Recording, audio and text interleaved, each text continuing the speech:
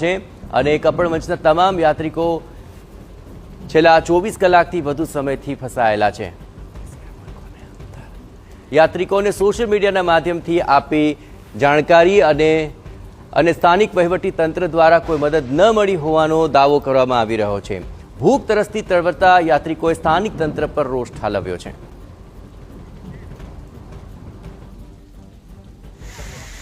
જોશીમઠથી બદ્રીનાથ જવાનો રસ્તો 15મી રાતથી 16મી સવાર સુધી ખૂબ જ ભૂસ્ખલન અને વરસાદના કારણે બંધ થઈ ગયો છે। હજુ સુધી પ્રશાસનમાંથી કોઈ પણ અધિકારી વ્યક્તિ હાજર થયો નથી। આના કારણે ઘણો મોટો ટ્રાફિક જામ થઈ રહ્યો છે। પબ્લિક ઘણી બધી સમસ્યાઓ થઈ રહી છે। 15મી રાતથી ભૂસ્ખલનના કારણે રસ્તા બંધ થઈ ગયા છે અને હજી સુધી કોઈ ખસેડવા આવ્યા નથી।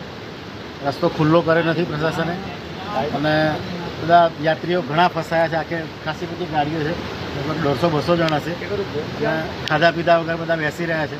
જલ્દીથી રસ્તો ખુલ્લો થાય એવી પ્રશાસન